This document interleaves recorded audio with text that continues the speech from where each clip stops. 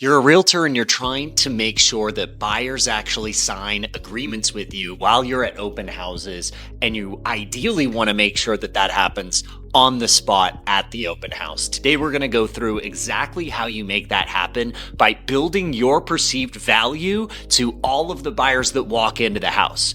Number one, you're going to start by holding open houses in a completely different way than everybody else. I want you to make sure that you're holding them at different times to increase the likelihood that you're the first agent they talk to ever, and increase the likelihood that you're the last agent they talk to during the day. Let's start out with the framework. Number one, always make sure that your car is perfectly clean. It doesn't have to be a Lamborghini or a Porsche or anything crazy. Just make sure that it's clean. Make sure that you look different than all the other agents that they're going to walk up and meet and greet. In other words, dress for the part that you want. If you are more elevated, they will treat you more elevated. The listings that you're holding open, you want to actually pick listings that look really, really good. If you're associated with high quality listings, they'll associate you as a high quality agent. Now you've laid the groundwork and the foundations of being a high quality open house agent. I also want you to focus on shortening the window of how long those open houses actually are. Do not be sitting at a house for 5 hours for no reason. Have each open house be 2 hours or less every single time that you're holding an open. There's a few reasons for doing this, and you could check out my other videos about open houses to delve into the strategies about that. But today is about getting the buyer to sign an agreement on the spot. So you start. It's a beautiful framework. You pick a great listing to hold open. You make sure you are high quality, presentable. And I want you to also have a complete understanding of the neighborhood, the city that you're in, the school districts that are in and surrounding that specific house. And I want you to have all of the metrics of that in your head before the first buyer walks through the door. I also want you to make sure that the house is light, bright, and perfectly available for people to walk through. And I want you to identify high quality aspects of the house that other people are not going to necessarily understand or notice the second they walk through it. The worst thing you can do is be touring a buyer through a house and say, this is a bedroom.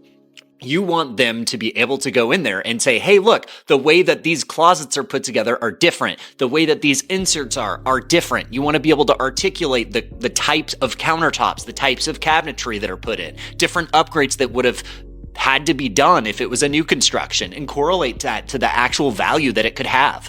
So you're actually providing value. So understand all of that. This is before the open even starts. You should also have a completely dialed in buyer's consultation guide preloaded onto an iPad or a laptop or whatever you use digitally. I have that setting just set on the counter. Now, first buyers roll through the door. You want to greet them at the door and take immediate control of the process. You say, hi, my name is Garth. Where would you like to start? You don't have to rattle off all the statistics of the house. They already know that. You're wasting their time and your time, and you're lowering your rapport. Your goal is to initially take action, get them to know who you are, make sure that you're upbeat.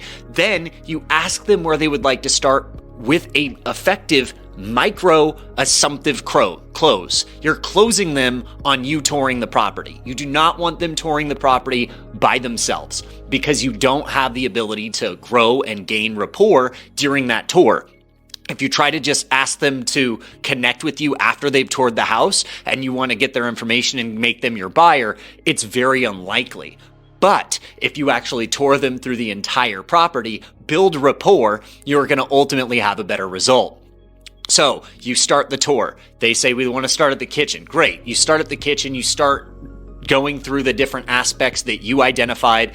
And you also want to ask them leading questions. Do not, I repeat, do not ask them if they have an agent. If they have one, it will become obvious, or they will provide you with that information. If they say, oh, I have an agent, that's different. But if you outright ask them, their answer will be yes, because they do not want you to badger them and try to sell them. That's not the goal here. The goal here is to ask them where they're at in their process. Ask them if they've delved into financing or if they're paying cash. Ask them, if they've specifically narrowed in on a neighborhood, what their timeline looks like, all of the surrounding questions. And then when you're almost done with the tour, wrap it up by asking if they're open to having, or if they've never had a home buyer's consultation or a first-time home buyer's consultation or anything like that, whatever you want to call it. At that point, they're going to say no. Then you say, would you have 3 minutes for me to go through it right now? The goal is do it on the spot. They're going to say, okay, I guess, sure. You bring them into your area where you have this preloaded onto your digital device.